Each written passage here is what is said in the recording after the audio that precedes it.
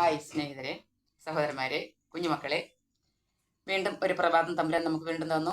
നമ്മൾ പ്രാർത്ഥിക്കാനും നമുക്ക് ദൈവസന്നിധിയിലായിരിക്കുവാനും തമ്പുരാൻ നമ്മളെ വീണ്ടും കൂട്ടിച്ചേർത്തു. എല്ലാവരും എൻ്റെ വീഡിയോ കാണണം. ആരും ലൈക്ക് ചെയ്യുന്നില്ല, സബ്സ്ക്രൈബ് ചെയ്യുന്നില്ല, മറന്നു പോകരുത്, ചെയ്യണം കേട്ടോ. സന്തോഷത്തോടെ എല്ലാവരും ദൈവസന്നിധിയിലിരിക്കാൻ ആഗ്രഹിക്കുന്നവരല്ലേ. നമുക്ക് പ്രാർത്ഥിക്കാനുള്ള ദൈവം തന്ന നല്ല കഴിവിന് നമ്മൾ പ്രയോജനപ്പെടുത്തണ്ടേ. നമ്മളത് വേണ്ടതുപോലെ വേണ്ട സമയത്ത് ചെയ്യണം. ഈ അന്ത്യകാലത്തിന്റെ പ്രത്യേകതയാണ് ഒന്നാമത്. അവസാന നാളുകൾ എന്ന് പറഞ്ഞിട്ടുണ്ടല്ലോ തമ്പുരാൻ. അവസാന നാളുകളുണ്ട്. അതുകൊണ്ടല്ലേ തമ്പുരാൻ തന്നെ പറഞ്ഞിരിക്കുന്ന അവസാന നാളുകളിൽ എൻ്റെ ആത്മാവിനെ നിങ്ങളിൽ വർഷിക്കുമെന്ന്. അപ്പം നമ്മൾ പ്രാർത്ഥിച്ച് ജാഗ്രതയോടെ ഇരിക്കണം. അതുകൊണ്ടാണ് ഞാൻ വീണ്ടും വീണ്ടും അങ്ങനെ തന്നെ വീണ്ടും വീണ്ടും പറയുന്നത്. നിങ്ങൾ എനിക്ക് സപ്പോർട്ട് ചെയ്യണം. എന്താ മറന്നുപോയോ? മറക്കരുത് കേട്ടോ. വചനമൊക്കെ വായിക്കണം, കൃത്യമായി വചനം വായിക്കണം. അത് ദൈവത്തിൻ്റെ ഒരു ശക്തിയാണ്. നമ്മളെ വഴി നടത്തുന്നൊരു ശക്തിയാണ്. തമ്പുരാനെ നമ്മൾ കൂടെ വഹിച്ചുകൊണ്ട് പോകാൻ നമുക്കൊരു വഴിയാണത്. വചനം, ജീവനുള്ള വചനം. അപ്പം അതാരും മറന്നു പോകരുത്. അങ്ങനെ നമ്മൾ നമ്മുടേതായ രീതിയിൽ ജീവിച്ച് പോയാൽ, നമ്മൾ നമ്മുടെ ഇഷ്ടങ്ങൾക്ക് അനുസരിച്ച് നമ്മുടെ വഴിയിലൂടെ നമ്മൾ പോയാൽ തമ്പുരാൻ്റെ വഴിക്ക് അങ്ങ് പോകും. ഇപ്പോൾ ഈ മീഡിയയിലൊക്കെ നമ്മൾ കാണുന്നില്ല, യൂട്യൂബ് ചാനലൊക്കെ ആണെങ്കിൽ ഒത്തിരി വചനങ്ങളൊക്കെ പ്രഘോഷിക്കുക, വചനങ്ങൾ പ്രസംഗിക്കുക, അതിലുണ്ടാകുന്ന തർക്കങ്ങൾ, അങ്ങനെ ഒത്തിരി പേര് അതും ഇതൊക്കെ പറയുന്നത് കേൾക്കും. നമ്മൾ ആ ഒരു വഴിയിൽ നമ്മൾ നീങ്ങണ്ട. നമുക്ക് തമ്പുരാൻ തന്ന വഴിയുണ്ടല്ലോ. നമ്മുടെ വീട്ടിലുള്ള വചന പുസ്തകം, ബൈബിൾ എടുക്കുക, അതിൽ എന്താണ് തമ്പുരാൻ പറയുന്നത് നമ്മൾ നോക്കിയാൽ മതി. പക്ഷേ ഈ യൂട്യൂബ് ചാനലിൽ ഓരോരുത്തരൊക്കെ ഇങ്ങനെ പ്രസംഗിക്കുന്നതും വചന പ്രശോകര് ഇങ്ങനെ പ്രസംഗിക്കുന്നു, അതൊക്കെ നമ്മൾ തേടി പോകുന്നതിനേക്കാൾ ഉപരി നമ്മുടെ വീട്ടിൽ നമുക്ക് തമ്പുരാൻ തന്ന വചനം എടുത്ത് വായിക്കാൻ നമ്മൾ നോക്കണം, ശ്രദ്ധിക്കണം. അതിലെന്താണ് പറഞ്ഞിരിക്കുന്നത് നമ്മൾ ശ്രദ്ധിക്കണം. ഞാൻ അങ്ങനെയാണ് കൂടുതലും ചെയ്യുന്നത്. ഞാൻ ആരെയും ഫോളോ ചെയ്യാറില്ല. പിന്നെ ഓരോരുത്തർ ഇങ്ങനെ പറയുന്നതിനെ ശ്രദ്ധിക്കും. അതിൽ വരുന്ന വീഴ്ചകൾ ശരിയാണോ തെറ്റാണോ എന്നതിൻ്റെ വചനം എടുക്കാൻ ശ്രദ്ധിക്കാറുണ്ട്. പിന്നെ ഒന്ന് നമ്മുടെ റീന ഫ്രാൻസിസ് ജെറുസലേം എന്ന് പറയുന്നതും, പിന്നെ ഒന്ന് നമ്മുടെ സെബാസ്റ്റ്യൻ പുന്നക്കൽ. ഇവര് ഭയങ്കര തർക്കങ്ങളാണ്. അവര് കൂടുതലും വിരൽ ചൂണ്ടുന്നത്, സെബാസ്റ്റ്യൻ പുന്നക്കൽ കൂടുതൽ വിരൽ ചൂണ്ടുന്നത് ആരെയെന്നറിയാവോ? മുസ്ലിങ്ങളെ. റീന ഫ്രാൻസിസും അത് തന്നെ ചെയ്യുന്നത്. മുസ്ലിങ്ങളാണ് അവർ ടാർഗറ്റ് ആക്കി വെച്ചിരിക്കുന്നത്. അത് നമ്മുടെ കൈകളിൽ നമ്മുടെ ഈ പ്രസംഗത്തിലൊക്കെ ഒതുങ്ങുന്ന ഒരു കാര്യമല്ലല്ലോ. അത് ദൈവം തമ്പുരാൻ തന്നെ വെച്ചിരിക്കുന്ന ഒരു ഇതല്ലേ. അപ്പൊ പിന്നെ ഇവര് കിടന്ന് തമ്മിലടിക്കേണ്ട കാര്യം തന്നെ. ഇവരിങ്ങനെ ഈ തമ്മിലടിച്ച് വേർപെടുത്തേണ്ട കാര്യം തന്നെ. തമ്പുരാനാണ് ഇവരെ, ഈ ക്രിസ്ത്യാനികളെയും ഈ മുസ്ലിങ്ങളെയും ഈ ഹിന്ദു മതത്തിനെയൊക്കെ സൃഷ്ടിച്ചതും അവരെ 3 മതങ്ങളാക്കി വേർതിരിച്ച് നിർത്തിയതൊക്കെ തമ്പുരാൻ തന്നെയല്ലേ. അവിടുന്ന് വേർതിരിച്ചതാണെങ്കിൽ അവിടെ തന്നെ കൂട്ടിച്ചേർത്തുകൊള്ളുമല്ലോ. ഇവിടെ തമ്മിലടിച്ച് മതവിമർശനം നടത്തേണ്ട ഒരു ആവശ്യമുണ്ടെന്ന് എനിക്ക് തോന്നുന്നില്ല. അത് തെറ്റാണോ ശരിയാണോ എന്ന് എനിക്കറിയില്ല. നമുക്ക് തന്നത് എന്തോ അതനുസരിച്ച് നമ്മൾ മുന്നോട്ട് പോയി കഴിഞ്ഞാൽ അവരവരുടെ വഴിക്ക് നീങ്ങിക്കോട്ടെ. അതിനെ കൂട്ടിച്ചേർക്കേണ്ട തമ്പുരാനല്ല ആണല്ലോ. അണലി സന്തതികളെ നിങ്ങൾ മാനസാന്തരപ്പെടുമെന്ന് പറഞ്ഞ തമ്പുരാനല്ലേ. അത് കേൾക്കാൻ ഒരു ചെവിയും അത് ഉൾക്കൊള്ളാൻ ഒരു ഹൃദയം അവർക്ക് ദൈവം കൊടുത്തിട്ടില്ലേ. പിന്നെ നമ്മൾ എന്തിനാണ് അതിനെ വിമർശിക്കാൻ നിൽക്കുന്നത്? നമ്മൾ എന്തിനാണ് സമൂഹത്തിൽ ഈ മതവിമർശനം നടത്തി തമ്മിലടിപ്പിക്കുന്നത്? എന്തിനാ? അവർക്ക് അവരുടെ വചനം കൊടുത്തത് നമുക്ക് നമ്മുടെ വചനം തന്നതല്ലേ. അവർക്ക് ഒരു വചനം കൊടുത്തിട്ടുണ്ടല്ലോ. അത് തമ്പുരാൻ അറിയാതെയാണോ? തമ്പുരാൻ അറിഞ്ഞുകൊണ്ട് തന്നെയല്ലേ. അല്ലേ, ഞാൻ അറിയാതെ നിങ്ങളുടെ ഒരു മുടിനാര് പോലും പൊഴിഞ്ഞു പോകുകയില്ല എന്ന് കൽപ്പിച്ച് ആ കർത്താവിന്റെ വചനമല്ലേ അത്. അവർക്ക് അതിൽ നന്മയും തിന്മ തിരിച്ചറിഞ്ഞ അവർക്കുള്ള ബുദ്ധിയും കഴിവും ദൈവം കൊടുത്തിട്ടില്ലേ. അവരത് തിരിച്ചറിഞ്ഞോളുകയല്ലേ. പിന്നെ ഇവിടെ മനുഷ്യർ തമ്മിലെന്തിനാ തമ്മിലടിപ്പിക്കുന്നത്? ഈ തർക്കങ്ങൾ എന്തിനാ? എന്നോട് തന്നെ ചോദിച്ച കുറെ ചോദ്യങ്ങളായത്. എന്തിനാണ് മനുഷ്യന്മാർ നിങ്ങൾ തമ്മിലടിപ്പിക്കാൻ ഇടയാകുന്നത്? കുറെ ഈ സെബാസ്റ്റ്യൻ പുന്നക്കലൊക്കെ ചെയ്യുന്നത് കുറെ തെറ്റുണ്ടെന്ന് എനിക്ക് തോന്നുന്നുണ്ട്. പക്ഷെ അവര് വിശ്വസിക്കുന്ന കർത്താവിൽ അതാണ് ഏകദൈവം, സത്യദൈവം അത് തന്നെയാണ്. അങ്ങനെയെങ്കിൽ അവര് പറയുന്നുണ്ട്, അവരുടെ പ്രവാചകൻ അബ്രഹാമത്തിന് അവർ വിശ്വസിക്കുന്നുണ്ട്, മോശനെ അവർ വിശ്വസിക്കുന്നുണ്ട്. അത് അവിടുന്ന് ഇങ്ങോട്ടുള്ള വഴികളാണ് അവരുടെ തെറ്റുന്നത്. മോശ പ്രവാചകൻ, അവർ മൂസാ നബി എന്നൊക്കെ അവർ പറയുന്നുണ്ടെങ്കിലും അവിടുന്ന് ശേഷമുള്ളത് അവർക്ക് തെറ്റുന്നുണ്ട്. ആ തെറ്റ് തിരുത്തി കൊടുത്താൽ പോരെ. മൂസാ നബി എന്ന് അവർ പറയുന്നുണ്ട്. അബ്രഹാം അബ്രഹാം പിതാവെന്നോ അങ്ങനെ എന്തോ അവർ പറയുന്നുണ്ട്. അബ്രഹാമിനെ അവർ പിതാവെന്ന് വിളിച്ചിട്ടുണ്ടെങ്കിൽ അത് ആഗറിന്റെ സന്തതിയല്ലേ? അബ്രഹാമിനെ അവർ പിതാവെന്ന് വിളിച്ചിട്ടുണ്ടെന്ന് അവരുടെ പ്രവാചകത്തിൽ പറയുന്നുണ്ട്. അങ്ങനെയെങ്കിൽ അത് ആഗറിന്റെ സന്തതിയല്ലേ? അപ്പൊ അബ്രഹാം അല്ലേ അവരുടെ പിതാവ്? അപ്പൊ ആ ഒരു പരമ്പര അവരെയും ഞാൻ ഒരു ജനമാക്കുന്ന കർത്താവ് തന്നെയല്ലേ പറഞ്ഞത് ആഗറിനോട്, ആഗറിനെ. അപ്പം നമ്മൾ ആ ഒരു ഭാഗം ചിന്തിക്കണം. സെബാസ്റ്റ്യൻ പുന്നക്കൽ ആ ഒരു ഭാഗം പറഞ്ഞത് എവിടെയും കേട്ടിട്ടില്ല വചനത്തിൽ. ഇപ്പൊ സെബാസ്റ്റ്യൻ പുന്നക്കൽ പറയുന്നത് വചനങ്ങൾ വചനത്തിൽ നിന്നൂടെ എടുത്തിട്ട് പറയുന്നുണ്ടെങ്കിൽ എവിടെയൊക്കെയോ പുസ്തകങ്ങളൊക്കെ തപ്പിപ്പിടിച്ച് ആരുടെയൊക്കെയോ വാക്കിന്റെ പുറകിലേക്ക് പോയി അവരുടെ അള്ളാഹുവിനെ എന്താ മുഹമ്മദ് നബീനെയോ കുറെ ഹൂറികളെയോ കുറെ പെണ്ണുങ്ങളെയോ 6 വയസ്സുള്ള പെൺകുട്ടിയെ കല്യാണം കഴിച്ചെന്നോ എന്തിനാണ് ആ ഭാഗത്തേക്കൊക്കെ പോകുന്നത്? അത് നമ്മുടെ കർത്താവ് അറിയാതെ തന്നെയോ ആണോ? അബ്രഹാം പിതാവിന്റെ സന്തതി പരമ്പരകളാണ് ഇവരെങ്കിൽ അത് കർത്താവ് അറിയാതെയാണോ? അതവരെ ആ വഴിക്ക് വിട്ടതല്ലേ? അവർക്ക് തിരിച്ചു വരാൻ ദൈവം ഒരു വഴി അവസരം കൊടുത്തിട്ടില്ലേ? ഞാൻ ചോദിക്കുന്ന ഇതൊക്കെയാണ്. എനിക്ക് അറിയാൻ മേലാത്ത കാര്യങ്ങൾ ഇതൊക്കെയാണ്. ഈ മനുഷ്യർ എന്തിനാണ് ഇരുട്ടത്ത് തപ്പുന്നത്? വെളിച്ചം നിങ്ങളുടെ മുമ്പിലുണ്ടല്ലോ. വചനമാകുന്ന വെളിച്ചം നിങ്ങളുടെ മുമ്പിൽ ഉണ്ടാകുമ്പോൾ എന്റെ വചനം ഉള്ളപ്പോ എന്തിനാ ഇരുട്ടത്ത് തപ്പുന്നേ? കർത്താവായ യേശുമിശിഹ എല്ലാത്തിനും ഉപരിയാണ്. അവിടത്തേക്ക് നോക്കിയാൽ പ്രകാശിതരായി. അവിടെ നിന്നാണ് സത്യദൈവം. കർത്താവ് യേശുമിശിഹ മാത്രമാണ് ഏക സത്യദൈവം. അതെല്ലാവർക്കും അറിയാം. പ്രപഞ്ചത്തിന്റെ സൃഷ്ടാവായ ദൈവം മാനവ രക്ഷയ്ക്ക് വേണ്ടി നൽകപ്പെട്ട ഒരേ ഒരു നാമമാണ് കർത്താവ് യേശുമിശിഹ. അല്ലാന്നുണ്ടെങ്കിൽ നിങ്ങൾ അത് തെളിയിക്കണം. ഞങ്ങൾക്ക് തെളിയിക്കാൻ പറ്റും. അവരിലേക്ക് നോക്ക്. അവനെങ്കിലേക്ക് നോക്ക്. വഴി തെറ്റിപ്പോയാലും പിടഞ്ഞെഴുന്നേറ്റ് അവനെങ്കിലേക്ക് വന്ന് നോക്ക്. അവൻ രക്ഷിക്കും. അവന്റെ കരങ്ങൾക്ക് മാത്രമേ രക്ഷിക്കാൻ കഴിയുള്ളൂ.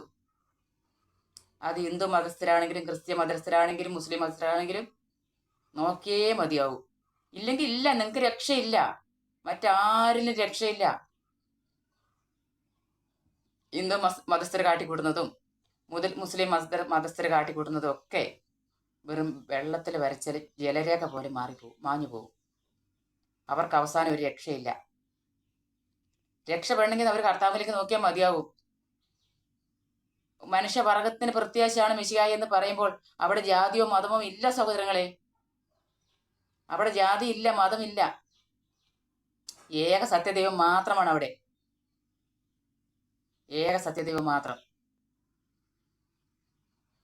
പിന്നെ എന്തിനാണ് നിങ്ങൾ ഇരുട്ടത്ത് തപ്പുന്നത്? ഞാൻ കുറ്റപ്പെടുത്താൻ വേണ്ടി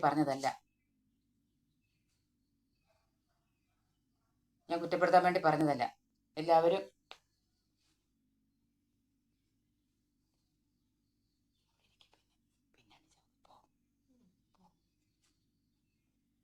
അപ്പം നമ്മൾ ശ്രദ്ധിക്കേണ്ട ഓരോരോ കാര്യങ്ങളുണ്ട്.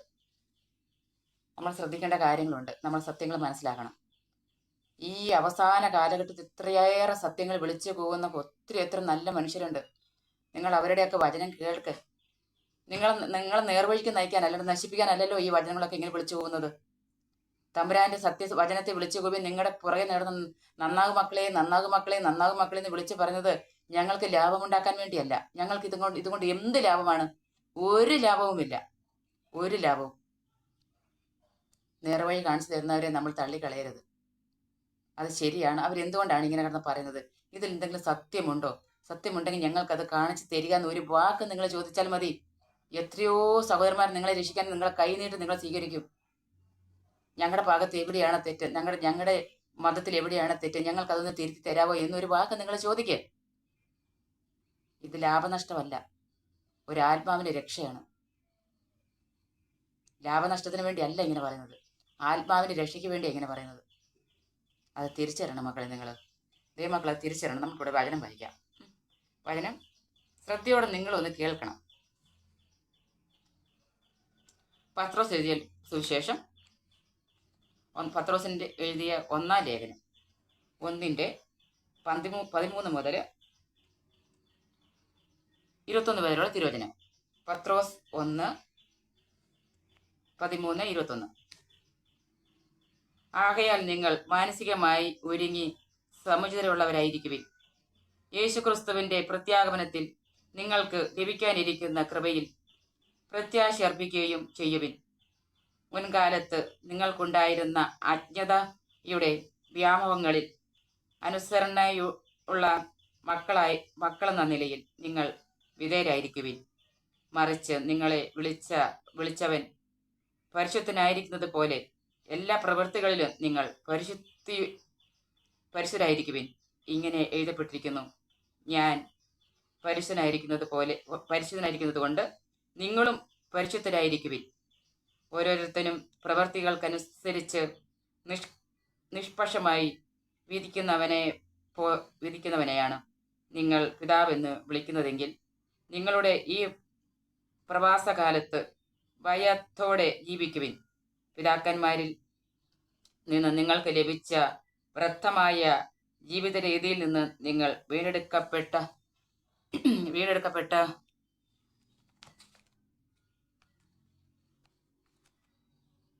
വീണ്ടെടുക്കപ്പെട്ടത് നശ്വരമായ വെള്ളിയോ സ്വർണമോ കൊണ്ടല്ല എന്നും നിങ്ങൾ അറിയുന്നുവല്ലോ.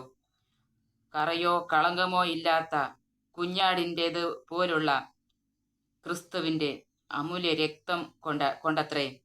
അവനാകട്ടെ ലോകസ്ഥാപനത്തിന് മുൻപ് തന്നെ നിയോഗിക്കപ്പെട്ടിരിക്കുന്നവനും ഈ അവസാന കാലഘട്ടം ഉണ്ടെന്നുള്ളതിൻ്റെ ഏറ്റവും വലിയ തെളിവാണ് കർത്താവ് യേശു പറയുന്നത്. ഈ അവസാന കാലഘട്ടം തന്നെ ഉറപ്പായല്ലോ അല്ലേ? അന്തിമ കാലഘട്ടം. ഈ അവസാന കാലത്ത് നിങ്ങൾക്കായി വെളിപ്പെടുത്തപ്പെടുമെന്നാണ്. അവനെ മരിച്ചവരിൽ നിന്ന് ഉയർപ്പിക്കുകയും മഹത്വപ്പെടുത്തുകയും ചെയ്ത ദൈവത്തിൽ അവൻ മൂലം നിങ്ങൾ വിശ്വസിക്കുന്നു. അങ്ങനെ നിങ്ങളുടെ വിശ്വാസവും പ്രത്യാശയും ദൈവത്തിൽ ആയിരിക്കുകയും ചെയ്യുന്നു. അവനിൽ മാത്രം വിശ്വസിക്കുക, അവനെ മാത്രം ആശ്രയിക്കുക. എൻ്റെ കർത്താവായ യേശുവിന്റെ സ്തുതിയായിരിക്കട്ടെ. അവനിൽ മാത്രം വിശ്വസിക്കുക, അവനിൽ മാത്രം പ്രത്യാശ അർപ്പിക്കുക. മറ്റൊന്നിൻ്റെയും പുറകെ പോകേണ്ടതില്ല, ഒന്നിനെ മുറുകെ പിടിക്കേണ്ടത് അവനെ മാത്രമാണ്. പഴയതിൽ പോയാലും പഴയത് വായിക്കുക എന്നുള്ളത്, പഴയത് കഴിഞ്ഞുപോയി. പഴയത് നമ്മൾ ഘോര പ്രസംഗം നടത്തുമ്പോൾ പഴയതിനെ മാത്രം ഉന്നം വയ്ക്കരുത്. വരാനിരിക്കുന്ന പുതിയതിനെ പറ്റിയാണ് നമ്മൾ ഉന്നം വയ്ക്കേണ്ടത്. അതാണ് ചൂണ്ടിക്കാണിക്കേണ്ടത്. കർത്താവായ യേശു മിശിഹായെ, അവനാണ് നമ്മുടെ പ്രത്യാശ. ലോക ആരംഭത്തിൽ അവനുണ്ടായിരുന്നു. ലോകത്തിന്റെ ആരംഭം തന്നെ അവനിലൂടെ ആയിരുന്നു. അതായത് ആരെന്നറിയാവോ? ആദവും ഹവ്വായും.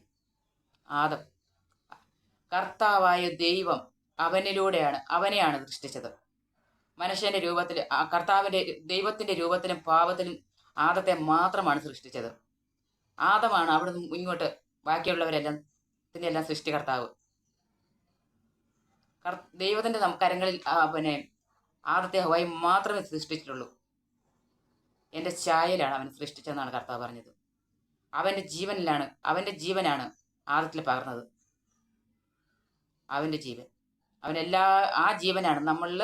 ആദത്തിലൂടെ മാത്രമാണ് ഇങ്ങനെ മാറി മാറി മാറി മാറി നമ്മുടെ തലമുറകളോളം ഇങ്ങനെ കടന്നു വന്നത്. അതാണ് പറയുന്നത്, ലോക ആരംഭത്തിൽ തന്നെ ഞാനുണ്ടായിരുന്നു. ലോകത്തിന്റെ അവസാനവും അവനിലൂടെ തന്നെയാണ്. മനസ്സിലായില്ലേ? അതുകൊണ്ടാണ് അവനെ കൂടാതെ നമുക്ക് ജീവിക്കാൻ സാധ്യമല്ല എന്ന് പിതാവായ ദൈവം പറഞ്ഞു. അവനെ കാണുന്നവൻ എന്നെ കാണുന്നു എന്നാണ് പറയുന്നത്. ആദത്തെ കാണുന്നവൻ, വരാനിരിക്കുന്നവന്റെ പ്രതിരൂപമാണ് ആദം. വരാനിരിക്കുന്നവന്റെ പ്രതിരൂപമാണ് ആദം. ലോകത്തിന്റെ ആരംഭം മുതലേ മനുഷ്യവർഗത്തിന്റെ സൃഷ്ടാവായ ദൈവത്തെ സൃഷ്ടിച്ചതും ആദത്തിലൂടെയാണ്. അവനിലൂടെ മാത്രമേ എല്ലാം പൂർത്തീകരിക്കപ്പെടുകയുള്ളൂ. എല്ലാം അവന് വേണ്ടിയാണ്, അവനിലൂടെയാണ്. അവൻ മുഖാന്തരം ഉണ്ടായി, അവൻ മുഖാന്തരം ഉളവായി. മനസ്സിലായോ? ആദത്തെ തള്ളിക്കുളഞ്ഞുകൊണ്ട് ദൈവത്തെ നമുക്ക് പ്രാപിക്കാൻ സാധ്യമല്ല, ദൈവത്തെ ആശ്രയിക്കാനും സാധ്യമല്ല. കാരണം ആദത്തിലൂടെയാണ് കർത്താവ് എല്ലാം പൂർത്തീകരിച്ചത്. അത് തലമുറ തലമുറ തലമുറ കൈ വേണമെന്ന് അവനാണ് എല്ലാത്തിനും സൃഷ്ടാവ്. ആദം ആണ് മനുഷ്യവർഗത്തെ സൃഷ്ടിക്കുന്നത്. ആദ്യത്തെ സൃഷ്ടി ദൈവവും, ദൈവത്തിന്റെ ചൈതന്യവും ശ്വാസവും ജീവനും ആദത്തിന് നിക്ഷേപിച്ചു. മനസ്സിലായില്ലേ? അതാണ് സൃഷ്ടിയുടെ ആരംഭം. ആ ആദം സ്വർഗരാജ്യം നഷ്ടപ്പെടുത്തിയപ്പോൾ ആദമല്ല നഷ്ടപ്പെടുത്തിയത്, ഹവ്വായാണ്. അവിടെയും ചതിയാണ്, സാത്താൻ കൊണ്ടുവന്ന ചതി. അപ്പൊ എനിക്കൊരു സംശയം അന്നും ഉണ്ട് ഇന്നും ഉണ്ട്. ആദത്തിലൂടെ ഇങ്ങനൊരു ചതി ഏതാം തോട്ടത്തിൽ കടന്നുകൂടിയപ്പോൾ അവിടെ ഒരു സാത്താൻ ഉണ്ടെന്നുള്ളതും കർത്താവിന് അറിയാമായിരുന്നു. പക്ഷെ ആ പരവർഷത്തിന് ചുറ്റും ഒരു വേലി കെട്ടി സംരക്ഷിച്ചിരുന്നില്ലെങ്കിൽ അപ്പൊ ജനം അങ്ങനെ ഉണ്ടാവില്ലേ? അതിന്റെ ആ ഒരു രഹസ്യം ഇന്നും അറിയാതെ ഇങ്ങനെ പറഞ്ഞു നിൽക്കുകയാണ്. പക്ഷെ ഒരു രഹസ്യം എനിക്കറിയാം. ആ പഴം തിന്നാൻ ഹവ്വായി പ്രേരിപ്പിച്ച് ആ പാമ്പുണ്ടല്ലോ, ആ പാമ്പ് ഇന്നും ഈ ഭൂമിയിൽ ഒരു സമൂഹമായിട്ട് തന്നെ ഉണ്ട്. അതിനെപ്പറ്റി ആരും എവിടെയും പറഞ്ഞു കേട്ടിട്ടില്ല. ഹവ്വായെ വഴി തെറ്റിച്ച് ആ പാമ്പും ആ സർപ്പവും, പുരാതന സർപ്പം, ഇന്നും നമ്മുടെ ഇടയിലുണ്ട്.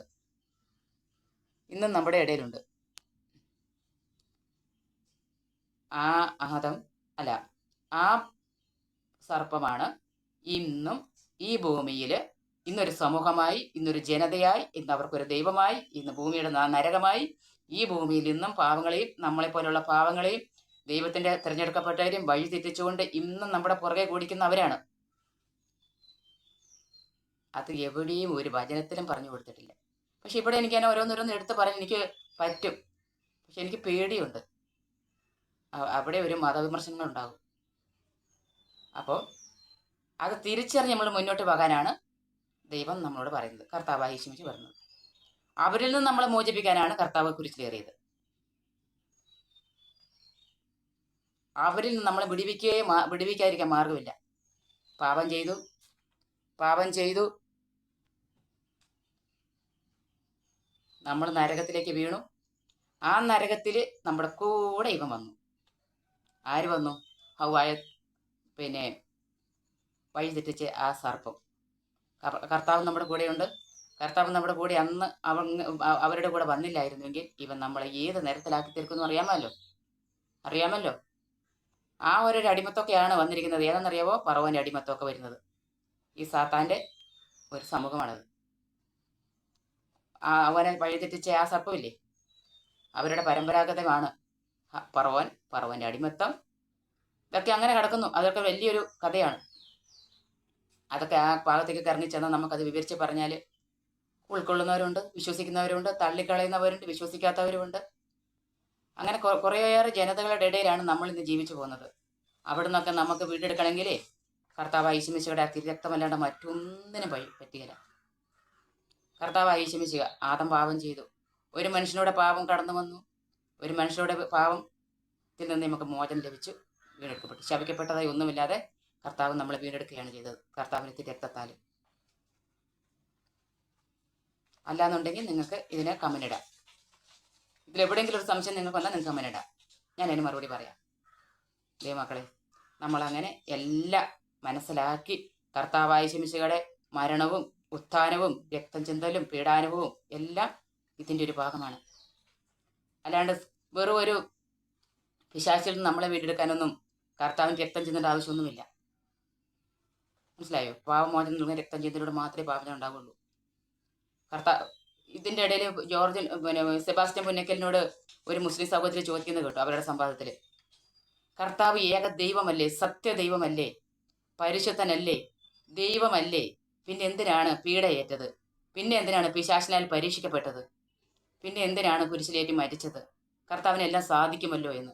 അപ്പം സെബാസ്റ്റ്യൻ പുന്നക്കൽ പറഞ്ഞ മറുപടി ഒട്ടും ശരിയല്ല. കർത്താവ് ഏകനാണ്, പരിശുദ്ധനാണ്, പാപമോചകനാണ്, ഏക ദൈവമാണ്, പീഡയേറ്റവനാണ് എന്നൊക്കെ പറഞ്ഞപ്പോൾ അതിന്റെ മറുപടി എന്താന്നുള്ളത് ബൈബിളിൽ തന്നെ പറഞ്ഞിട്ടുണ്ട്. പാപത്തിന് മോചനം ഉണ്ടാണെങ്കിൽ രക്തം ചിന്തണം. അപ്പുറത്ത് നിൽക്കുന്നവനും ശക്തനായവനാണ്. കർത്താവിനെ പോലെ തന്നെ അവന് എല്ലാ കഴിവുകളുണ്ട്. പക്ഷെ അവന് മരിച്ചവരെ ഉയർപ്പിക്കാനുള്ള കഴിവ് മാത്രമേ അവനില്ലാത്തുള്ളൂ. ബാക്കിയെല്ലാം അവൻ ചെയ്യുന്നവനാണ്. മനുഷ്യർ ഇതുപോലെ പരീക്ഷിക്കപ്പെടുമെന്ന് ദൈവത്തിന് അറിയാമായിരുന്നു. അതുകൊണ്ടാണ് അവനെ നോക്കിയാൽ മാത്രമേ രക്ഷ പ്രാപിക്കുകയുള്ളെന്ന് കർത്താവിന് അറിയാവുന്നത്. മനുഷ്യർ പിശാചിന് പരീക്ഷിക്കപ്പെടുമ്പോൾ പരീക്ഷിക്കപ്പെട്ടവനായ കർത്താവിനെ നോക്കിയാൽ മാത്രമേ അവർ രക്ഷ പ്രാപിക്കുകയുള്ളെന്ന് അറിയാമായിരുന്നു. ഇതിനെപ്പറ്റി ഞാൻ നാളെ ശരിക്കും ഞാൻ വിശദമായി പറഞ്ഞു തരാം. കർത്താവായ യേശുമിശിഹായുടെ നാമം വാഴ്ത്തപ്പെടുമാറാകട്ടെ. പിതാവിൻ്റെയും പുത്രൻ്റെയും പരിശുദ്ധാത്മാവിൻ്റെയും നാമത്തിൽ ആമേൻ. കർത്താവിൻ്റെ കുരിശുമരണവും രക്തം ചിന്തലും പിശാചിനെ പരീക്ഷിക്കപ്പെട്ടതിനൊക്കെ കൃത്യമായി കർത്താവ് തന്നെ പറഞ്ഞിട്ടുണ്ട്. എന്നെ നോക്കുന്നവൻ രക്ഷ പ്രാപിക്കും. എന്നിലൂടെ അല്ലാണ്ട് ആരും രക്ഷ പ്രാപിക്കുകയില്ല. ഇടം വലം തിരിഞ്ഞു പോയാൽ നമ്മൾ വീഴും. ഇടത്തോട്ടോ വലത്തോട്ടോ തിരിഞ്ഞാൽ നമ്മൾ വീഴും. അങ്ങനെ വീഴരുത്. അവൻ്റെങ്കിലേക്ക് മാത്രം നോക്കണം. നമ്മൾ വീഴിക്കാൻ തന്ത്രം വേനഞ്ഞുകൊണ്ട് അവൻ അന്നും ഹവ്വയുടെ പുറകെ നടന്ന പോലെ തന്നെ ഇന്നും നമ്മുടെ പുറകെ നടക്കുക. ഇന്നും അവൻ നശിപ്പിച്ച് കുട്ടിച്ചോറാക്കാൻ നടക്കുകയാണ് ഈ ലോകത്തെ മുഴുവനും. അതുകൊണ്ടാണ് പറഞ്ഞത് കർത്താവിലേക്ക് എല്ലാവരും, അവനിലല്ലാതെ മറ്റേതിലും അവിടെ ഇവിടെ ഓടി നടന്നേച്ച് കർത്താവിലേക്ക് വന്ന് കരഞ്ഞു പിടിച്ചിട്ട് കാര്യമില്ല. അവനെ മാത്രം നോക്കി രക്ഷ പ്രാപിക്കുക. ഇടം വലം തിരിയാതിരിക്കുക. കർത്താവ് ഏകരക്ഷകനാണ്. അവനെ മുട്ടിപ്പായി വിളിച്ചാൽ അവൻ തള്ളിക്കളയേയില്ല. അവൻ രക്ഷിച്ചതാണ്. അവൻ തള്ളിക്കളഞ്ഞതാ. പിന്നീട് കരഞ്ഞു പിടിച്ചിട്ട് കാര്യമില്ല മക്കളെ, കരഞ്ഞു പിടിച്ചിട്ട് കാര്യമില്ല. ശ്രദ്ധിച്ച് മുന്നോട്ട് പോവുക. ഒട്ടും ചഞ്ചലപ്പെടാതെ. തിന്നാനും കുടിക്കാനും വലിയ മണിമാളികയും വാഹനങ്ങളും ആഭരണങ്ങളും ഡ്രസ്സും പണമൊന്നും അല്ല ദൈവത്തിന്റെ രക്ഷ. ആ രക്ഷ നിങ്ങൾ ആഗ്രഹിക്കുന്നുകൊണ്ടാണ് നിങ്ങൾക്ക് വഴി തെറ്റുന്നത്. അതൊന്നും അല്ല രക്ഷ. അതൊക്കെ ഇവൻ തരുന്ന രക്ഷയാ. അവന്റെ മക്കളെ പോരാൻ അവനറിയാം. ഇതൊന്നും കൊടുത്തല്ല അവൻ പോരുന്നത്. നിത്യജീവൻ പ്രാപിക്കണമെങ്കിൽ വെള്ളി സ്വർണ്ണമല്ല നമുക്ക് രക്ഷ നൽകുന്നത്. അടയാഭരണങ്ങളല്ല നമുക്ക് രക്ഷ നൽകുന്നത്. മണിമാളികയല്ല നമുക്ക് രക്ഷ നൽകുന്നത്. അങ്ങനെയാണെങ്കിൽ കർത്താവിന് കാലത്ത് വെച്ച് എനിക്കിട്ട് ഒരു ആവശ്യമുണ്ടായിരുന്നില്ലല്ലോ. അവന് കൊട്ടാരത്തിൽ ജനിച്ചാൽ പോരായിരുന്നോ? അവൻ ഈ പ്രപഞ്ച സൃഷ്ടാവിന് കൊട്ടാരം ഇല്ലേ? ഉണ്ടാകട്ടെ എന്ന് പറഞ്ഞു ഉണ്ടാകട്ടെ എന്ന് പറയുമ്പോൾ സകലതും ഉണ്ടാക്കിയവന് ഭൂമിയിൽ ഒരു മണിമാളിക പണിയാനാണോ ബുദ്ധിമുട്ട്? എന്റെ മകന് ജനിക്കാൻ ഒരു മണിമാളിക ഉണ്ടാകട്ടെ എന്ന് ഭൂമിയിൽ കർത്താവ് അവിടുന്ന് കൽപ്പിച്ചാൽ അവിടെ നിമിഷങ്ങളുള്ളത് ഉണ്ടാകുകയില്ലേ? ഉണ്ടാകും. പക്ഷെ അതല്ല രക്ഷ. അതല്ല ഈ രക്ഷ എന്ന് കർത്താവിന് അറിയാമായിരുന്നു. അതുകൊണ്ടാണ് കർത്താവ് അതൊന്നും പണിയാതിരുന്നത്. അവനെങ്കിൽ നോക്കണം അവൻ ഏത് അവസ്ഥയിലാണ് ജീവിച്ചു പോയതെന്ന്. ആ അവസ്ഥയിൽ നമുക്ക് ജീവിക്കാൻ നമുക്ക് എന്തുകൊണ്ട് സാധിക്കുന്നില്ല? നമ്മൾ വലിയ മണിമാളിക പ്രതീക്ഷിക്കുന്നത് കൊണ്ടല്ലേ നമുക്ക് രക്ഷ കിട്ടാതെ പോകുന്നത്. നമ്മൾ കാറും ജീപ്പും വണ്ടിയും വല്ലൊക്കെ വേണം നമ്മൾ ആഗ്രഹിക്കുമ്പോഴല്ലേ നമ്മൾ സാത്താൻ കയറി നമ്മളെ അടിക്കുന്നത്. അവൻ വെച്ച് തരും നമുക്ക് ഇതൊക്കെ. പണത്തിന്റെ കൂമ്പാരം നമുക്ക് അവൻ തരും. എല്ലാ സൗകര്യങ്ങളും അവൻ തരും. പക്ഷെ അവസാന നാളുകളിൽ നമ്മുടെ ആത്മാവിനെ അവൻ പിടിച്ചുകൊണ്ട് പോകും. എന്റെതെല്ലാം വാങ്ങി അനുഭവിച്ചിട്ട് നീ കർത്താവിന്റെ അടുത്തേക്ക് പോകുന്നു പറഞ്ഞ് അവൻ തള്ളിക്കളയുകയില്ല. അവിടെയാണ് നമുക്ക് തെറ്റുന്നത്. നമ്മൾ അതാണ് തിരിച്ചറിയേണ്ടത്. നമ്മൾ വീണു പോകുന്നു അതും അവിടെയാണ്. എന്റെ കർത്താവ് ഈ ഭൂമിയിൽ എങ്ങനെ ജീവിച്ചു അതനുസരിച്ച് ജീവിച്ചാൽ നമുക്ക് സാധിക്കാതെ പോകുന്നത് കൊണ്ട് നമുക്ക് സാത്താന സമ്പത്ത് നമ്മൾ ആഗ്രഹിക്കുന്നതുകൊണ്ട് നമ്മൾ വീണു പോകുന്നു. കൊട്ടാരങ്ങൾ പണിത് അതിൽ ഇരിക്കുമായിരുന്നെങ്കിൽ കർത്താവിന് കാലത്ത് വെച്ചിട്ട് പിറക്കണ്ടായിരുന്നു. കർത്താവ് കൊട്ടാരത്തിൽ തന്നെ പറഞ്ഞാൽ മതിയായിരുന്നു. അവിടെ നമ്മൾ നോക്കണം എവിടെയാണ് നമ്മൾക്ക് തെറ്റുന്നത്. നമ്മൾ സാത്താന സമ്പത്തെല്ലാം വാരി കൂട്ടി വെച്ചിട്ട് അതിന് മേളിൽ കയറി ഇരുന്നുകൊണ്ട് അണലിമുട്ടയിൽ അടയിരിക്കുന്നവർ അണലിമുട്ട പൊട്ടിച്ച് പാമ്പുകൾ പുറത്ത് ചാടും. അതവനെ ആക്രമിക്കും. എന്തുകൊണ്ടെന്നറിയോ? അതിൽ അടയിരിക്കുന്നതുകൊണ്ടാ. എന്താണ് അതിൽ അടയിരിക്കുന്നത്? സ്വർണവും വെള്ളിയും. ശരിയാണോ? അപ്പോൾ ആലോചിച്ച് മുന്നോട്ട് പോവുക. കർത്താവ് ഏത് വഴിയിലൂടെ നടന്നുവോ എങ്ങനെ ജീവിച്ചുവോ അതുപോലെ ജീവിക്കാൻ നോക്ക്. എല്ലാം വാരിക്കുട്ടി പൊതിഞ്ഞ് പിടിച്ചിട്ട് കർത്താവിനെ വിളിച്ചാൽ നീ എവിടെ ഇരുന്നുകൊണ്ടാണ് നീ കർത്താവിനെ എന്നെ വിളിക്കുന്നത് കർത്താവ് ചോദിക്കും. നീ ആരുടെ സമ്പത്തിന് മുകളിൽ ഇരുന്നുകൊണ്ടാണ് നീ എന്നെ വിളിക്കുന്നത് കർത്താവ് ചോദിക്കും. നീ അവിടുന്ന് മാറിപ്പോയിട്ട് എന്നെ വിളിക്ക്.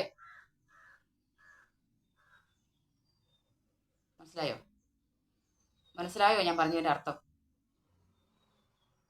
നിങ്ങൾക്ക് തന്നെ ആലോചിച്ചാൽ കണ്ടുപിടിക്കാവുന്നതേ ഉള്ളൂ. കർത്താവിനെ പൂർണ്ണ മനസ്സോടും പൂർണ്ണ ഹൃദയത്തോടും പൂർണ്ണ ആത്മാവോടും വിളിച്ച് കർത്താവിന്റെ വഴിയിലൂടെ നടന്ന ഏതെങ്കിലും ഒരു സഹോദരിക്കോ സ്വത്തോ പണമോ പൊന്നോ വെള്ളിയോ മണിമാളികളോ ഉണ്ടോ? എവിടെയെങ്കിലും ഉണ്ടോ? നിങ്ങളൊന്ന് വചനത്തിൽ കാണിച്ചു തന്നേ. വചനത്തിൽ കാണിച്ചതാ. ഏതെങ്കിലും വിശുദ്ധർക്ക് എന്തെങ്കിലും ഒന്നും ഉള്ളതായിട്ട് അവർ ഈ ലോകത്തിൽ എന്തെങ്കിലും ഒന്ന് ആഗ്രഹിച്ചതായിട്ട് നിങ്ങളൊന്ന് കാണിച്ചു തന്നേ. നിങ്ങളൊക്കെ ഈ പൊന്നും പിന്നെ പട്ടിലും പൊതിഞ്ഞ് നടക്കുന്നവരെ നടക്കുന്നത് പോലെ, നിങ്ങളൊക്കെ ഈ ആഡംബര കാറുകളിലൊക്കെ നടക്കുന്നത് പോലെ ആരെങ്കിലും നടന്നതായിട്ട് നിങ്ങൾ കാണിച്ചു തന്നേ. കർത്താവിനെ അനുഗമിച്ചവർ ആരെങ്കിലും അങ്ങനെ നടന്നതായിട്ട്? പത്രോസ്ലീഹ പറയുന്നില്ലേ, പിന്നെ ജെറുസലേം ദേവാലയത്തിൽ കയറി ചെല്ലുമ്പോൾ അവിടെ ഭിക്ഷ യാചിച്ചുകൊണ്ടിരുന്ന ഒരു മനുഷ്യനോട് പത്രോസ്ലീഹ പറയുന്നത് കേട്ടിട്ടില്ലേ? കൈ നീട്ടിയപ്പോൾ, എൻ്റെ കയ്യിൽ പൊന്നോ വെള്ളിയോ ഒന്നുമില്ല, എൻ്റെ കയ്യിൽ ഒന്നും മാത്രമുണ്ട്, കർത്താവായ യേശുമിശിഹായ അത് ഞാൻ നിനക്ക് തരുന്നു. ആ മുടന്നൻ ചാടി എണീച്ചത് കണ്ടോ? പൊന്നോ വെള്ളിയോ കൊടുത്തെങ്കിൽ ചാടി എഴുന്നേക്കുമോ? കർത്താവിന് നാമം വഹിക്കുന്നിടത്ത് അതൊന്നുമില്ല. അതൊക്കെ ഉണ്ടാകുമ്പോഴാണ്, അതൊക്കെ നമ്മുടെ ശരീരത്തിൽ നമ്മൾ അണിയുമ്പോഴാണ് ഇതൊക്കെ വന്നു ചേരുന്നത്. ഏത് അപകടങ്ങൾ? അത് സാത്താന്റെ സമ്പത്താ. ഔവായെ വഴിതിരിച്ച് സാത്താനില്ലേ, അവന്റെ സമ്പത്തായി ഭൂമിയിലുള്ളത്. ഒരു ഉദാഹരണം കൂടെ ഞാൻ പറഞ്ഞുതരാം. കർത്താവ് 40 ദിവസം ഉപവസിച്ച് പ്രാർത്ഥിച്ചു, വിശന്ന് പരീക്ഷണത്തിൽ സാത്താൻ പരീക്ഷിച്ചുകൊണ്ട് പിന്നെ ഗോപുരത്തിന്റെ അഗ്രത്തിൽ കയറ്റി നിർത്തിക്കൊണ്ട് കാണിച്ചു കൊടുത്ത്, ഈ ലോകത്തിൽ കാണുന്ന സകല സമ്പത്തുകൾ ഞാൻ നിനക്ക് തരാം, നീ എന്നെ സാഷ്ടാംഗം വീണ് നമിക്കാൻ. മനസ്സിലായോ? അപ്പൊ ആരുടെയാണ് ഈ സമ്പത്ത്? ഈ ലോകത്തിലുള്ള സകല സമ്പത്തുകളും അവൻ്റെതാണ്. അവനെ നമിച്ചാൽ അവനെല്ലാം ഇങ്ങ് തരും. പക്ഷെ അവൻ നമ്മുടെ ആത്മാവിനെ കൊണ്ടുപോവുകയും ചെയ്യും. മനസ്സിലായില്ലേ? കർത്താവിന്റെ തിരഞ്ഞെടുക്കപ്പെട്ടവരെന്ന് കർത്താവ് പറഞ്ഞതിന്റെ അർത്ഥം മനസ്സിലായോ? ഇതാണ്. അങ്ങനെ വചനം വായിക്കുമ്പോൾ കൃത്യമായി മനസ്സിലാക്കി വായിച്ചാൽ ഇതിനൊക്കെ മാറ്റമുണ്ടാവും. അങ്ങനെ ഉള്ളവനെ സാത്താൻ തൊടാൻ പറ്റില്ല. അവൻ്റെ 7 അയലോത്ത് പോലും വരാൻ സാത്താൻ പറ്റില്ല. കർത്താവ് ഉണ്ടാവും അവിടെ കൂടെ, കർത്താവിൻ്റെ ദൂതന്മാരുണ്ടാവും. മനസ്സിലായില്ലേ? അത് അറിഞ്ഞ് മുന്നോട്ട് പോകണം. വചനം വായിക്കുമ്പോൾ എന്താണ് വചനത്തെ എഴുതിയിരിക്കുന്നത് നമ്മൾ മനസ്സിലാക്കണം. നമ്മൾ വഴിയിൽ നടക്കുമ്പോഴും ഓരോരോ പ്രലോഭനങ്ങൾ അകപ്പെടുമ്പോഴും പെട്ടെന്ന് ഓർക്കാൻ നമുക്ക് തന്നിരിക്കുന്നതാണ് ഈ വചനം. പെട്ടെന്ന് പിന്തിരിയാൻ, എന്നിട്ട് അതനുസരിച്ച് ജീവിക്കാൻ. അപ്പോൾ ഇന്നത്തെ വചനം ഇവിടെ പൂർണ്ണമാക്കുകയാണ് ഞാൻ. നാളെ ഇതിൻ്റെ ബാക്കി ഞാൻ വായിക്കും. നിങ്ങൾ പത്രോസ്ലീഹ എഴുതിയ വചനം 1-ാം അധ്യായം 13-21. ഇഷ്ടമുള്ളവർ വായിക്കുക, ഇഷ്ടമുള്ളവർ അനുസരിക്കുക, ഇഷ്ടമുള്ളവർ അതനുസരിച്ച് ജീവിക്കാൻ പഠിക്കുക. ഞങ്ങൾക്ക് ഇത്രയൊക്കെ ചെയ്യാനേ പറ്റുള്ളൂ. വീട് കയറി വന്നിങ്ങനെ പറഞ്ഞു തരാനൊന്നും പറ്റില്ല. എല്ലാവർക്കും സാമാന്യ ബുദ്ധിയും ബോധമൊക്കെ ഉണ്ടല്ലോ. പ്രാർത്ഥിക്കണം. വചനം വായിച്ചാൽ വായിട്ട് അലയ്ക്കരുത്, ആവശ്യമില്ലാത്ത ചിന്തിക്കരുത്, പിറുപിറുക്കരുത്, കർത്താവിനെ ചോദ്യം ചെയ്യരുത്. ഇതൊന്നും കർത്താവിൻ്റെ വചനങ്ങളൊന്നും ചോദ്യം ചെയ്ത് കണ്ടുപിടിക്കാനുള്ള ശക്തിയും ബലവും ഇതൊന്നും നമുക്ക് തന്നിട്ടില്ല. നമ്മളോട് ചെയ്യേണ്ടത് മാത്രമേ നമ്മളോട് ചെയ്യാൻ പറഞ്ഞിട്ടുള്ളൂ കർത്താവ്. ബാക്കിയൊക്കെ കർത്താവ് ചെയ്തോളും. അതോർത്ത് ആരും വ്യാകുലപ്പെടൊന്നും വേണ്ട. വളരെയേറെ സൂക്ഷിക്കാം, മുന്നോട്ട് പോവുക. ദൈവനാമത്തിൽ എല്ലാവരും അനുഗ്രഹിക്കപ്പെടുമാറാകട്ടെ. കർത്താവിൻ്റെ വചനം നിങ്ങളുടെയൊക്കെ ഹൃദയങ്ങളിലും നിങ്ങളുടെയൊക്കെ ബുദ്ധിയിലും പ്രവർത്തിക്കട്ടെ. നല്ലതും നന്മയും തിന്മയും വേർതിരിച്ചാലുള്ള കഴിവ് നിങ്ങൾക്ക് തരട്ടെ. കർത്താവ് യേശുമിശിഹായിൽ ഞാൻ വാഴ്ത്തപ്പെടുമാറാകട്ടെ. കർത്താവ് ഇന്നെൻ്റെ വചനം കേൾക്കുന്ന എല്ലാ ദൈവമക്കളെയും കർത്താവായ യേശുവിന്റെ തിരുനാമത്തിൽ, കർത്താവായ പരിശുദ്ധനായ മിശിഹ തമ്പുരാൻ രക്തത്തിന്റെ യോഗ്യതയാലും അവിടുത്തെ പീഡാനുഭവത്തിന്റെ യോഗ്യതയാലും കർത്താവ് അവിടുന്ന് എന്താകുന്നു നീ ജനങ്ങൾക്ക് കാണിച്ചു കൊടുത്ത് കർത്താവ് അവരുടെ ഹൃദയങ്ങളിൽ ഇറങ്ങിച്ചെന്ന് അവരെ പരിശുദ്ധമായി അവരെ വീണ്ടെടുക്കുവാൻ കർത്താവിന്റെ ബലമുള്ള കരുത്തൻ കൈ താഴ്മയോടെ നിൽക്കട്ടെ. അവരുടെ ഹൃദയങ്ങളെ തുറക്കണമേ, അവരുടെ ബുദ്ധിയെ വികസിപ്പിക്കണമേ. കർത്താവ് അവരുടെ ഭാവങ്ങളെ കാത്തു പരിപാലിക്കണമേ. ഈ വചനം അവർക്ക് എല്ലാവർക്കും ഉപകാരപ്പെടുമാറാകട്ടെ. കർത്താവായ യേശുമിശിഹായുടെ വിലയേറിയ നാമത്തിൽ, പിതാവിന്റെയും പുത്രന്റെയും പരിശുദ്ധാത്മാവിന്റെയും നാമത്തിൽ ആമേൻ. സകല പൈശാചിക ബന്ധങ്ങളും നിങ്ങളെല്ലാം വിട്ടുപോകാൻ അവിടുന്ന് പ്രാർത്ഥിക്കാനിടയാക്കണം. പൈശാചിക പീഡകൾ വർദ്ധിക്കുന്ന കാലഘട്ടമാണിത്. അപ്പോൾ കർത്താവിൻ്റെ വചനം മുറുകെ പിടിച്ച് മുന്നോട്ട് പോവുക. ഇന്ന് ഈ വചനം ഇവിടെ പൂർണ്ണമാകുന്നു. നാളെയല്ല, ഞാൻ ആഴ്ച 2 പ്രാവശ്യം വചനം വീഡിയോ ചെയ്യുള്ളൂ. കാരണം എൻ്റെ ഫോൺ അത്ര ക്ലിയർ ഉള്ളതല്ല, അതുകൊണ്ടാണ്. എല്ലാവരും ലൈക്ക് ചെയ്യണം, സബ്സ്ക്രൈബ് ചെയ്യണം, മറക്കരുത്.